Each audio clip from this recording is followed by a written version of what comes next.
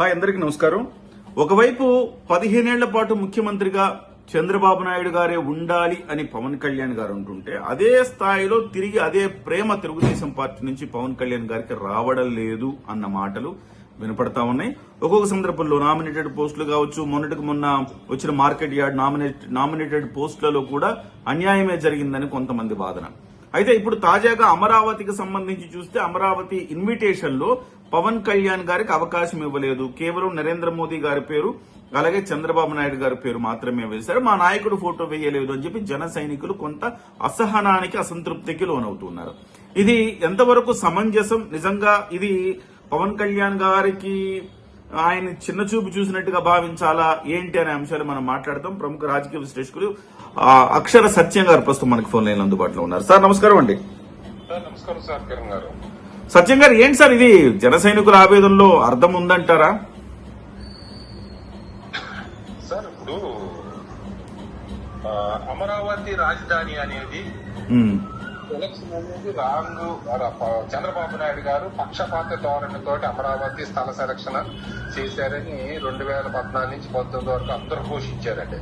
Okay, right. Jaganmohan Reddy గారు వచ్చిన తర్వాత అమరావతిని నామరూపాలు లేకుండా చేశారు. జగన్మోహన్ రెడ్డి గారు 2024లో ఇంకోసారి నెగ్గుంటే అమరావతిని మర్చిపోయి ఉండాల్సిందే. కొన్ని వేల కోట్ల లాస్ వచ్చి ఉండేది చంద్రబాబు నాయుడు గారి మద్దతుదారులు కానీ, లేదా చంద్రబాబు నాయుడు గారి యొక్క సామాజిక వర్గాన్ని కానీ, లేదా చంద్రబాబు నాయుడు గారిని నమ్ముకున్న వాళ్ళు కానీ. ఇది వాస్తవం అండి, ఎవరు కాదనలేని నిజం ఇది. ఓకే, అటువంటి పరిస్థితుల్లో పవన్ కళ్యాణ్ అనే వ్యక్తి సర్వం త్యాగం చేసి తన ఇమేజ్ ని, తన పార్టీ ఇమేజ్ ని, తన మద్దతుదారుల యొక్క శ్రమని అంతటినీ తెలుగుదేశానికి లేదా కూటమికి త్యాగాలు చేసి, లేదా తమ యొక్క లక్ష్యాన్ని ఏం సాధించాలో అదన్నీ కూడా పరంగా పెట్టి కూటమి మద్దతు ఇచ్చి అమరావతిని బతికించిన వ్యక్తి పవన్ కళ్యాణ్ అండి. ఓకే, పవన్ కళ్యాణ్ లేకపోతే అమరావతి లేదు. అమరావతిని పునఃప్రారంభం అని అంటున్నారు కదా, పునఃప్రారంభంలో ప్రధాన భాగస్వామిని పిలవకుండా, అతను పేరు వేయకుండా చంద్రబాబు కూటమిలో మోడీ గారు, చంద్రబాబు నాయుడు గారు, పవన్ కళ్యాణ్ గారు ప్రధానమైన వ్యక్తులు. మోడీ గారి పేరు ఉంది, చంద్రబాబు నాయుడు గారి పేరు ఉంది. పవన్ కళ్యాణ్ గారి పేరు ఏదంటే ఏంటి అంటే, పవన్ కళ్యాణ్ మనం పిలిచినా పిలవకుండా మన కూడానే ఉంటాడో. జగన్ అనే మూచి పవన్ కళ్యాణ్ ఉంది కాబట్టి జగన్ లైవ్ లో, జగన్ పార్టీ లైవ్ లో ఉన్నంత సేపు మనకు బానిసగా ఉంటాడని ఉద్దేశంతో అతని పేరే లేదా? అంటే జగన్మోహన్ రెడ్డి గారి వల్ల ఎఫెక్ట్ పవన్ కళ్యాణ్ గారు జనసేన పార్టీ కంటే తెలుగుదేశం పార్టీకి ఎక్కువ కదండి. ఎక్కడో ఉంటే మరి ఎందుకంటే జగన్మోహన్ రెడ్డి గారి మీద కానీ, జగన్మోహన్ రెడ్డి గారి పార్టీ మీద కానీ ఎక్కడైనా చర్యలు తీసుకుంటున్నారు సార్. నిన్న 10 DCCB చైర్మన్ లేస్తే అందులో 5 రెడ్డి సామాజిక వర్గం అండి. ఓకే, అంటే 50% 4% ఉన్న రెడ్డి సామాజిక వర్గానికి 50% పదవులు, నామినేటెడ్ పదవులు ఇస్తే, ఓడించిన రెడ్డి సామాజిక వర్గానికి 50% ఇచ్చి 4% ఉన్న వాళ్ళకి, గెలిపించిన కాపు సామాజిక వర్గానికి ఏమిచ్చారండి, గెలిపించిన దళితులకు ఏమిచ్చారండి, గెలిపించిన బీసీలకు ఏమిచ్చారు? రాయలసీమ అంతా రెడ్డికి ఇచ్చారంటే రాయలసీమలో ఉన్న బీసీలు ఏమైపోవాలి, రాయలసీమలో ఉన్న దళితులు ఏమైపోవాలి, రాయలసీమలో ఉన్న బలితులు ఏమైపోవాలి?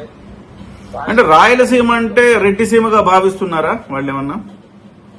వాళ్ళే కాదు సార్. ఇప్పుడు జగన్మోహన్ రెడ్డి గారు అధికారంలో ఉన్న, రెడ్డి గారు అధికారంలో ఉన్న, చంద్రబాబు నాయుడు గారు ఉన్న, మళ్ళీ జగన్మోహన్ రెడ్డి గారు ఉన్న, మళ్ళీ చంద్రబాబు నాయుడు గారు ఉన్న, రాయలసీమ అంటే రెడ్డి యొక్క అత్తగారు ఇచ్చిన అతిబాబు తోటలాగా పదవులు తీసుకుంటుంటే మిగిలిన సామాజిక వర్గాలు బాధ్యతరా నీ కాలుమొక్తానే బతకాలా చంద్రబాబు నాయుడు గారు గారు, జగన్మోహన్ రెడ్డి గారు ఇవాళ ప్రశ్నిస్తున్నారు సార్.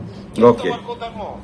ఓకే, ఓకే, సరే. అంటే సబ్జెక్ట్ కి వద్దామండి. ఇప్పుడు చెప్పండి. ఇప్పుడు క్రీస్తు పూర్వం ఏదో అంటే 1970 ఎలా జరిగింది అనుకో, పక్కన ప్యారలల్ గా పక్కన తెలంగాణ గవర్నమెంట్ చూసుకుంటే రేవంత్ రెడ్డి గారు ముఖ్యమంత్రి, బండి విక్రమార్క గారు డిప్యూటీ సీఎం. ప్రెస్ మీట్ పెట్టాలని ఇద్దరు కూర్చొని ప్రెస్ మీట్ పెడుతున్నారు. ఢిల్లీ ప్రధానమంత్రి గారిని కలాలంటే ఇద్దరు కలిసి వెళ్తున్నారు. లేదు ఎవరు ఫారెన్ డెలిగేట్స్ కలాలంటే ఇద్దరు కలుస్తున్నారు. అటువంటి గౌరవం పవన్ కళ్యాణ్ గారికి ఎక్కడ దక్కింది? పవన్ కళ్యాణ్ గారు ఒక్కసారి తిరుపతి వెళ్లారని లోకేష్ గారు పవన్ కళ్యాణ్ గారి మాటలతో మాకు సంబంధం లేదన్నాడు ఆయన. అవునవును, కరెక్టే మీరు అన్నది. కూటమితో వెళ్ళవలే అని ఆయన అంటూ పవన్ కళ్యాణ్ గారి చేతగాటి తనంగా కనిపిస్తుందా తెలుగుదేశం నాయకులు? సో అటువంటిప్పుడు ఇప్పుడు కూటమితో అంటే చంద్రబాబు నాయుడు గారితో పాటే వచ్చి ఉండాల్సింది అని ఆ రోజు మాట్లాడారు వాళ్ళు. అటువంటిప్పుడు చంద్రబాబు నాయుడు గారు తీసుకెళ్లాలి కదా. సార్ ఇప్పుడు ఢిల్లీకి వెళ్తున్నప్పుడు నరేంద్ర మోదీ గారిని కలవడానికి వెళ్తున్నప్పుడు ఉప ముఖ్యమంత్రిని కూడా వెంట పెట్టుకుని వెళితే గౌరవంగానే ఉండేది కదా. ఇప్పుడు ఎందుకంటే 2 రోజుల క్రితం 3 రోజుల క్రితం నరేంద్ర మోడీ అని కలిసిన ఫొటోస్ ఉన్నాయి. ఎవరున్నారంటే తెలుగుదేశం వాళ్ళే, తన సామాజిక వర్గ వాళ్ళు లేదు, తన ముఖ్య అధికారులు వాళ్ళే ఉన్నారు. కానీ ఒక జనసేన వాళ్ళు లేరు, పవన్ కళ్యాణ్ గారు లేరు. అసలు పవన్ కళ్యాణ్ మాకు కూటమిలో భాగస్వామని తెలుగుదేశం పరిగణిస్తుందా లేదు మాకు బానిసని పరిగణిస్తుందా అనేది చంద్రబాబు నాయుడు గారు చెప్పాలి. పవన్ కళ్యాణ్ గారు కూడా తెలుసు. ఇక్కడ ఒక విషయం అంటే పవన్ కళ్యాణ్ గారు స్థితప్రజ్ఞులమో కానీ పవన్ కళ్యాణ్ గారు మద్దతుదారుని స్థితప్రజ్ఞులు కాదు. అంటే మాకు ఇచ్చినా ఇవ్వకపోయినా మేము మేము త్యాగాలు చేస్తామని పవన్ కళ్యాణ్ గుర్తు ఉండొచ్చు, కానీ ఆయన మద్దతుదారునికి లేదని ఆ త్యాగ స్వభావం లేదు. అంటే అది ఇప్పుడు అతి మంచితనమా లేకపోతే పవన్ కళ్యాణ్ గారు ఏమనుకోరలే తగ్గి ఉంటారులే అన్న భావనతోటి మరింత తగ్గిస్తున్నారా? అంటే నేను ఇందాక చెప్పే చూడండి, జగన్మోహన్ రెడ్డి గారి పార్టీ లైవ్ లో ఉన్నంతసేపు పవన్ కళ్యాణ్ అనే వ్యక్తి ఎక్కడికో పోవడం, మా వెనకాల బానిసగా ఉంటాడో అనే భావం తెలుగుదేశంలోని చంద్రబాబు నాయుడు గారిలోను లోకేష్ గారిలోని తెలుగుదేశం పార్టీ శ్రేణిలో ఉన్నదని నేను భావిస్తున్నాను సార్. ఇలాగే ఉంటే సార్, ఇప్పుడు ఇలాగే ఉంటే 5 ఏళ్ల తర్వాత ఇక సిచ్యువేషన్ ఎట్లా ఉండొచ్చు? ఇప్పుడు పవన్ కళ్యాణ్ గారు 15 ఏళ్ల పాటు ముఖ్యమంత్రి అని ఒక మాట అనేసరికి ఇక ఎలాగో పవన్ కళ్యాణ్ గారు 15 ఏళ్ల పాటు ముఖ్యమంత్రి అన్నాడు కాబట్టి అంతా మందే అని మనం తెలుగుదేశం అని భావిస్తోందా? సార్ ఒకసారి చరిత్రను ఒకసారి తిరిగేస్తే నేను 1983 నుంచి చెప్తాను సార్. చరిత్ర ఒకసారి తిరిగేస్తే ఈ కాపు సామాజిక వర్గానికి కానీ లేదా కాపులు దళితులు బీసీలకు కానీ వాళ్ళకి గెలిచి సీఎం అయ్యే స్వత సిద్ధంగా గెలిచి సీఎం అయ్యే సత్తా లేకపోయి ఉండొచ్చు, కానీ గెలిపించడంలోని ఓడించడంలోని చిత్తహస్తులేడు కాపు సామాజిక వర్గం. 1985, 83 అన్నది ఎన్టీ రామారావు గారు అవార్డు, 85 అనేది ఎన్టీ రామారావు గారు నాదిళ్ళ భాస్కర్ గారు ఓడించారు. 89 నుంచి కూడా కాపులు ఎవరికి డిసైడ్ చేస్తే ఆ ప్రభుత్వం వచ్చింది 89లో గానీ 94లో గానీ. అలాగే సార్, ఇప్పుడు పవన్ కళ్యాణ్కి లేని బాధ కాపులకో లేకపోతే జన సైనికులకు ఎందుకు అని సార్ ఇక్కడ పవన్ కళ్యాణ్ గారికి బాధ లేదు అంటే పవన్ కళ్యాణ్ గారి బాధ ఉందో లేదో చంద్రబాబు నాయుడు గారు తెలుసా ఎంత బాధపడుతున్నాడో ఇంటికి కూటమి ఇరుక్కుపోయినని. అయితే ఏంటంటే ఇప్పుడు ఒక అక్షర సత్యం అన్నట్టుగానో లేదా ఇంకొక గ్రామ స్థాయిలో ఉన్న జనసేన కార్యకర్త లేదా కాపు సామాజిక వర్గం చెందినవాడు అవి విమర్శించినాక పవన్ కళ్యాణ్ విమర్శించలేదు. ఎందుకంటే ఇష్టం ఉన్నా లేకపోయినా పూర్తి కట్టుకున్నారు, కూటమి అనే పూర్తి కట్టుకున్నారు, ఒకరికొకరు కాపురం చేయాల్సిందే. ప్రజలు 5 సంవత్సరాలు ఉన్నట్రా బాబు అని ఆశీర్వదించారు. నా పేరు పెట్టలేదని విమర్శించి కిల్లి గజ్జలు ఎట్టుకుంటే పవన్ కళ్యాణ్ లాంటి స్టేచర్కి ఎంత అవమానం అండి ఇది. సో ఆయన అడగలేడు కాబట్టి ఇప్పుడు జన సైనికులు అడుగుతున్నారు గట్టిగా, అంతేనా? అడుగుతున్నారండి ఇప్పుడు జన సైనికులు. ఇప్పుడు ఏంటి సార్ దీని పరిష్కారం ఏంటి సార్? ఇప్పుడు ఇది చరివిత చరణం అండి, ప్రతి సందర్భంలో కూడా ఇది మళ్లీ మాట్లాడుకోవడమే తప్ప దీనికి ఒక పరిష్కారం కనబడట్లా. సరే, క్షేత్రస్థాయిలో జన సైనికులకు అన్యాయం జరుగుతుంది అనేది ప్రతి నియోజకవర్గంలో అదే ఆరోపణ అదే విమర్శలు ఉన్నాయి చాలా కాలంగా. జనసేన వాళ్ళని ఎవరు పట్టించుకోవట్లా. గతంలో ప్రతిపక్షంలో ఉన్నప్పుడైనా కనీసం భయపడేవాళ్లు, ఇప్పుడు కనీసం భయమూ లేదు, భక్తి లేదు, గౌరవము లేదు, ఏమీ లేదు, మేమేదో బానిసల్లాగా చూస్తున్నారన్న మాట ఒకవైపు వినపడతా ఉంది. రెండో వైపు ఏంటంటే సాక్షాత్తు నాయకుడికే అవకాశం లేదు, నాయకుడికి అవమానం జరుగుతుందన్న బాధ రెండో వైపు ఉంది. సో ఓవరాల్ గా దీన్ని మరి జన సైనికుల బాధో జనసేనాని బాధను ఈ గౌరవం ఇవ్వట్లేదన్న అంశాన్ని తెలుగుదేశం పార్టీ దాకా ఎలా వెళుతుంది? వాళ్ళు గుర్తించే అవకాశం ఉందా లేదా? ఏ రకంగా దీనికి పరిష్కారం వస్తుంది? సార్ ఒక చిన్న ఎగ్జాంపుల్ చెప్తానండి. ఇప్పుడు తెలుగుదేశం మీడియాని అడిగినా చెప్తారు ఈ పాయింట్. కాపు సామాజిక వర్గంలో 80% పవన్ కళ్యాణ్ గారు వెనకాల ఉన్నారో ఈ రోజున అనేది అందరికీ తెలుసున్నాయి కదా సార్. ఒప్పుకోరా మీరు? ఒప్పుకుంటాం కానీ ఒక సామాజిక వర్గంతో ఏమైతుంది సార్? ఇప్పుడు కాపు సామాజిక వర్గం ఉంటే సరిపోదు కదా. ఇప్పుడు మీరు అన్నట్టుగా ఓడించడానికి పనికొస్తారేమో గానీ, సో పవన్ కళ్యాణ్ గారిని ముఖ్యమంత్రి చేయాలంటే ఒక్క కాపులే సరిపోరు కదండి. అన్ని సామాజిక వర్గాలు సమానంగా మద్దతు ఇవ్వాలి కదా. నేను ఆ పాయింట్ గుర్తులేదు, ఒక ఎగ్జాంపుల్ చెప్తున్నా. 80% జనసేన వెనకాల ఉన్నారో లేదా 75% సార్ ఉన్నారు, మిగిలిన 30% 15% టీడీపీ వెనకాల ఉన్నారు, 15% వైసీపీ వెనకాల ఉన్నారు. కార్పొరేషన్ లో లోన్లో 85% టీడీపీలో ఉన్న కాపులు కట్ట, 15% జనసేనలో ఉన్న కాపులకి వైసీపీలో ఉన్న కాపులు కట్ట. ఎంత అవమానం సార్ ఇది. ఇది మళ్ళీ విడ్డూరంగా ఉందండి. ఇందులో కూడా ఏంటి టీడీపీ కాపులు జనసేన కాపులు ఇట్లా చూస్తారా? కాపు కార్పొరేషన్ లో కూడా నేను కందులు దుక్కేసి కట్ట మాట్లాడి కాపు కార్పొరేషన్ చైర్మన్ గారితో మాట్లాడితే వాళ్ళు నేను అడిగిన దానికి సమాధానం చెప్పలేదు. బాబు సత్య గారు మీ ఆవేదన అర్థం చేసుకోగలను, మమ్మల్ని వివరాలు తెలుసుకుని చెప్తాను ఫోన్ పెట్టేశారు. ఎప్పుడు 20 days బ్యాక్ 25 days బ్యాక్ ఆ. అప్పుడు ఏమనిపిస్తుంది అంటే కాపులకి మరి 20% 15% తెలుగుదేశం వైపు ఉంటే వాళ్ళకి 80%, 15% ఉన్న వాళ్ళకి 80% అవకాశాలు, 80% ఉన్న వాళ్ళకి 15% అవకాశాలు అంటే ఇది కొంచెం అన్యాయం జరిగినట్టే కదా సార్. ఇక్కడ ఖచ్చితంగా అప్పుడు అనిపిస్తుంది కదా, మనం జనసేనలో ఉండడం కంటే తెలుగుదేశంలో ఉంటేనే న్యాయం జరిగేటట్టుందన్న భావన ఈ కాపుల్లో కావచ్చు లేకపోతే జన సైనికుల్లో కావచ్చు రావచ్చు కదండి. ఖచ్చితంగా నేను బండారు శ్రీనివాస్ గారితో మాట్లాడితే జనసేన ఇన్ఛార్జి సార్ 15% అండి, వాళ్ళు 33 తీసుకున్నారు, మాకు 5 ఇచ్చారు, అయితే మా అన్నయ్య కాబట్టి ఏదో 10 మంది ఇంకో 3 ఎక్కువ ఇచ్చారు, 8 మాకు ఇచ్చారు సార్, వాళ్ళు 33 తీసుకున్నారు సార్ బండారు శ్రీనివాస్ గారు అన్నారు నాతో కాపు కార్పొరేషన్ వాళ్ళు. ఇంత దారుణం సార్, ఇంత వివక్ష సార్. రెండోది కాపుల వల్లే పవన్ కళ్యాణ్ గారు సీఎం కాదు, అందుకనే పవన్ కళ్యాణ్ గారు పొత్తు పెట్టుకున్నారు, కాపులందరూ యాక్సెప్ట్ చేశారండి, అది వేరే సబ్జెక్ట్. అట్లాగని ఇప్పుడు పవన్ కళ్యాణ్ గారికి మద్దతు ఇచ్చే వాళ్ళు అన్ని కులాల్లో ఉన్నారు, అన్ని మతాల్లో ఉన్నారు. పవన్ కళ్యాణ్ గారు లేకపోతే పవన్ కళ్యాణ్ గారు లేనప్పుడు చంద్రబాబు నాయుడు గారు జైలుకి వెళ్తే ఒక్కటి రాలే.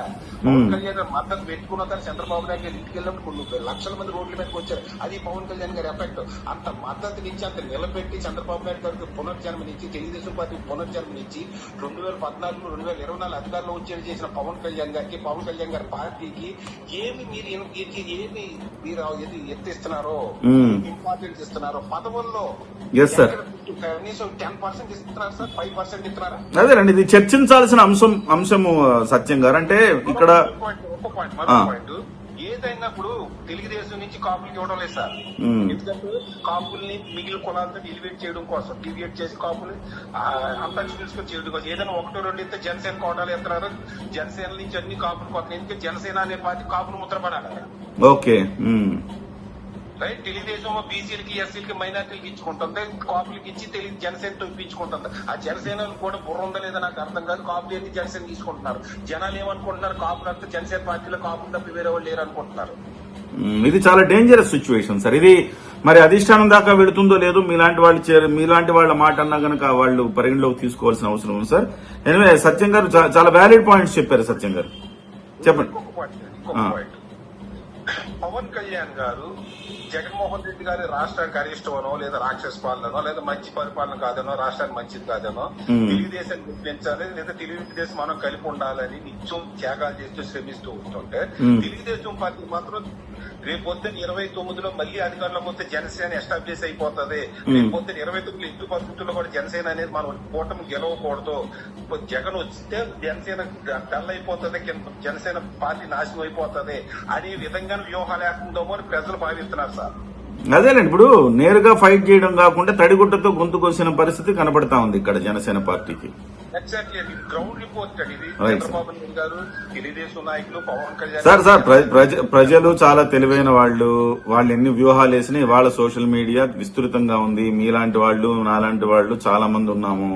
సో ప్రజల్ని అవేర్నెస్ తీసుకురావడంలో ఖచ్చితంగా మన పాత్ర మనం వహిస్తాం. ఏదైనా న్యాయం సమన్యాయం జరిగినప్పుడు ఖచ్చితంగా కలిసి మెలిసి ఇంకొంచెం బలంగా ముందుకు వెళతారు. కానీ సమన్యాయం జరగకుండా సో ఒకే జట్టులో పెట్టుకుని ధృతరాష్ట్ర కౌగిల్లాగా నిలిపేయాలనుకుంటే మాత్రం అది సాధ్యపడే రోజులైతే ఇవి కాదని నేను అనుకుంటున్నా సార్. బహుశా ఈ అంశాన్ని పవన్ కళ్యాణ్ గారు ఆయన పక్కనుండే మిగతా సభ్యులు, కోటరీ సభ్యులు ఎవరైనా కనీసం పవన్ కళ్యాణ్ గారి దృష్టి కన్నా తీసుకెళ్తారో లేదో చూడాలి సార్. Thank you. ఒక్క ముగింపు సందేశం. పవన్ కళ్యాణ్ గారు చంద్రబాబు నాయుడు కలవటానికి జైల్లోకి వెళ్తారు, ఇంకా బయటికి రాకుండా మీకు నేను ఇంటర్వ్యూ ఇచ్చాను, గుర్తుందా లేదా? అవునండి. ఆ రోజున కూటమిని సమర్థించాను, పొత్తును సమర్థించాను నేను. ఈ రోజుకి పొత్తులు ఉండాలని సమర్థిస్తున్నా, కానీ పొత్తులు అనేది బానిస పార్టీగా చూడకూడదు, భాగస్వామ్య పార్టీగా ఉండే ప్రజలు అర్థిస్తారో, మీరు బానిస పార్టీగా జనసేన చూస్తే మాత్రం పొత్తులు మీ కూటమిని ఓడిస్తారని మాత్రం నేను చెప్పదలుచుకున్నాను సార్. డెఫినెట్ గా అండి. థ్యాంక్ యూ సత్యం గారు, మీరు సపోర్ట్ చేశారు.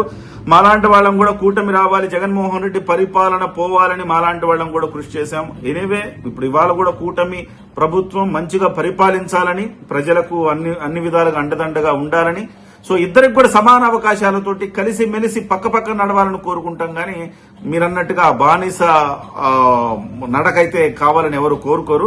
ఎనివే సార్, ఇది అధిష్టానం వరకు వెళుతుందని మనం ఆశిద్దాం sir. Thank you sir, thank you very much. So మొత్తం మీద జన సైనికుల్లో క్షేత్రస్థాయిలో తీవ్రమైన అసంతృప్తి అయితే కనబడతా ఉంది. ఆ అంశాన్ని ఇప్పుడు అక్షర సత్యం గారి మాటల్లో మనం తెలుసుకోవచ్చు. ఏదేమైనా టేక్ ఇట్ గ్రాంటెడ్ గా దేన్ని తీసుకోకూడదు. సో ప్రతిదానికి ఆ గౌరవం, మర్యాద ఉంటాయి. వాటిని ఇచ్చిపుచ్చుకునే ధోరణిలో ఉంటేనే ఎవరైనా, అది వివాహ బంధమైనా లేకపోతే పొలిటికల్లో ఒక పొత్తైనా, ఇచ్చిపుచ్చుకునే ధోరణి, ఒకళ్ళనొకళ్ళు గౌరవించుకునే ధోరణి ఉంటేనే సక్సెస్ అవుతాయన్న బేసికల్ పాయింట్ ని, ఆ సూత్రాన్ని, ప్రాథమిక సూత్రాన్ని రెండు పార్టీలు కూడా విస్మరించరాదు. Thank you.